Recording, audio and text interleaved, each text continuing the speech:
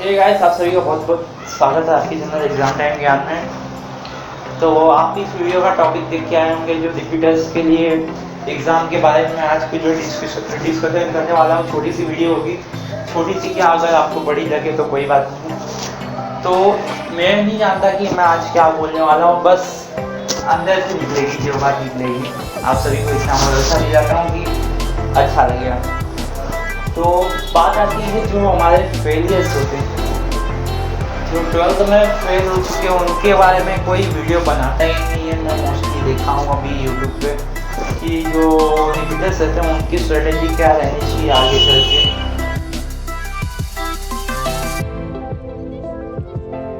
अब आप बोलोगे भैया उनकी जो रहती है जो अभी आ रहे हैं उनको बताओ। नहीं, मैं उनको भी लेके चलूँगा क्योंकि मतलब ये है कि देखो, हम पढ़ते तो हैं पर उसको थोड़ी समझदारी से पढ़ ले तो मेरे से ज़्यादा मार्क्स स्कोर कर सकते हैं। जैसे मेरे टाइम पे मैंने क्या किया था पता है कि मेरे को वेव ऑप्टिक और रे ऑप्टिक चैप्टर मतलब उसमें बहुत ही कम आता था। वेव ऑप्टिक चैप्टर बहुत ही कम आता था। अब आप बोलोगे ये है वो है, तो मैं क्या किया कि जो ऑप्टिक चैप्टर था ना उसमें से मेन थियरी थी वो पढ़ना चालू किया। मेरे को पूरा लेसन पढ़ना नहीं था। तो और वहीं से क्वेश्चन आए, जैसे कि ये अपना वेव ऑप्टिक का डबल स्लिट का न्यूमेरिकल आया, तो वो चीज़ मेरे को खुशी हुई। उसको बोलते हैं होशियारी से पढ़ना। और जो थोड़ा कमज़ोर बच्चे रहते हैं तो उनको ये सब छोटी छोटी चीज़ पता नहीं रहती कि कौन से मेन टॉपिक्स हैं। तो वो मैं आपको आने वाले वीडियो में बताऊंगा, आपको सब्सक्राइब कर लेना है। तो अब आपकी स्ट्रेटेजी क्या रहनी चाहिए? पहली चीज़ आपको एनालाइज करनी है। क्या करना है? एनालाइज। अब आप वो मोमेंट याद करिए, थोड़ा फ्लैशबैक में जाइए। फ्लैशबैक में गए, उसमें जब आपके हाथ में फ़ोन था, सुबह आप उठे, आपका रिजल्ट देखने गए, रिजल्ट देखा आपने, जब वहाँ पे लिखा आया फेल, तब आपके दिमाग में क्या आया कि यार मैंने ये गलती नहीं की होती तो मेरा मार्क्स पास हो जाता, मैं आज 2 घंटा ज़्यादा पढ़ लिया होता दिन का तो पास हो जाता मैं आज। वही सब चीज़ आपकी गलतियाँ थी। वो सब वही सब आपको गलतियों को फाइंड आउट करना है और लेके जाके कचरे के डब्बे में। अब वो गलतियों को फाइंड आउट कर लो आप, वो इसका मिस्टेक नहीं करना है। जैसे कि इंस्टा में टाइम यूज करते थे, हाँ पिछली साल कितना किया था 2 घंटा, दिन का 5 घंटा, दिन का 7 घंटा किया था इंस्टा में टाइम वेस्ट। तो वही चीज़ आपको इस बार नहीं करनी है। इंस्टा में मैं नहीं बोल रहा हूँ कि एकदम से छोड़ दो, एकदम से कुछ नहीं छूटती, पर आपको 1 घंटा चलाओ, 6 घंटे बचे। 6 घंटे में से मैं नहीं बोल रहा हूँ कि 6 के 6 घंटे पढ़ो, तो उसमें से 4 घंटे निकाल के पढ़ लो। तो वो चीज़ आपको रहनी चाहिए।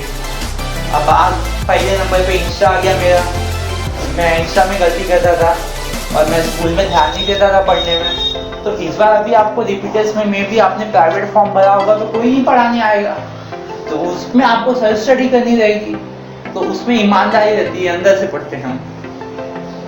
तो उसको क्या आप ज़्यादा से ज़्यादा यूट्यूब से पढ़ोगे या जो पढ़ाएगा वही रिपीट करने लगोगे।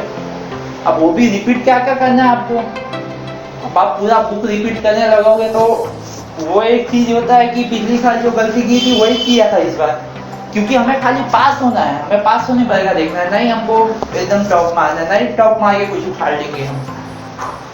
हमको क्या होना है? खाली पास। अब पास होने के लिए क्या करना है? जो MCQ रहते हैं उसको टारगेट करना है। वो आपके पास सुनहरा मौका है इस बार।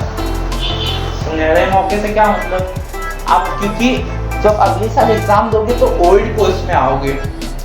ओल्ड कोर्स से क्या मतलब हुआ भैया? क्योंकि मतलब देखो, जो इस साल 12th पढ़ के जाएंगे और आप इस साल फेल होके जाओगे पढ़ते, तो अगले साल दोनों एग्जाम देने वाले हैं, पर दोनों का पेपर अलग अलग बनता है। तो पहला जो इस साल से एग्जाम देंगे उन लोग का न्यू कोर्स, बाकी पुराने का ओल्ड कोर्स। ओल्ड कोर्स के पेपर में वही कोर्स रहता है जो पिछली साल था, और पिछली साल जो पैटर्न आया था वही पैटर्न आएगा इस साल। तो मतलब 50 मार्क्स के MCQ पक्के। अब उसमें में से आपको टारगेट 35 का बनाना है। कितना? 35। अब वो कैसे आएगा भैया?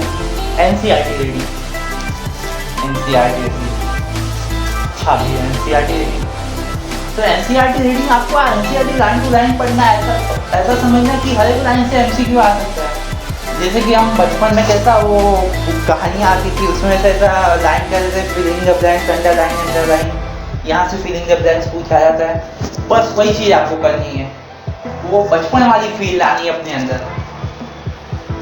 बचपन वाली फील मतलब वही आपको पूरी मतलब एनसीईआरटी लाइन टू लाइन, क्योंकि पिछले साल देखा था मैंने एक मतलब इजी से इजी एमसीक्यू सब लाइन टू लाइन के एनसीईआरटी के, वो सबको हार्ड लगे। एक बंदा मेरे को मैसेज करता है, बोलता भाई मैंने दर्पण पढ़ के रखी है। अरे भाई दर्पण पढ़ के रखी है, वो गुजरात बोर्ड का क्वेश्चन है, गुजरात बोर्ड के एमसीक्यू मॉडर्न के एमसीक्यू पढ़ के रखे हैं। वो एमसीक्यू किसके प्रैक्टिस के काम आते हैं, जेईई नीट के लिए, क्योंकि वो सब जेईई नीट के लिए काफी मददगार रहते हैं। इस साल मैंने जेईई में देखा था एक क्वेश्चन मॉडर्न के क्वेश्चन में से आया था, मॉडर्न जो बुक है उसकी क्वेश्चन में से मतलब उसी प्रकार का आया था, थोड़ा बहुत चीज था वो क्वेश्चन में। तो अब एनसीईआरटी आपको पूरा रीडिंग लाइन टू लाइन हो गया। अब थियरी की बारी आई। थियरी आपको मेन पढ़ना है। वो मेन कौन सी थियरी, वो मैं आपको आने वाले वीडियो में बताऊंगा। उसके लिए आपको सब्सक्राइब करना पड़ेगा और बेल आइकन दबाना पड़ेगा। मेरी आज मतलब आने वाली वीडियो का नोटिफिकेशन आपको मिल जाएगा। ओके, थियरी तो आप बता दोगे भी आ गया आपके वजह से। हाँ, अब नेक्स्ट क्या करनी है, नेक्स्ट आता है आपका न्यूमेरिकल। न्यूमेरिकल क्या करना है, पहले आपको बुक के पीछे जाना है, एडिशनल निकालना है। वो एडिशनल वो काट देना है, वो नहीं करना है। वो एडिशनल है तो वो एडिशनल न्यूमेरिकल नहीं करना है।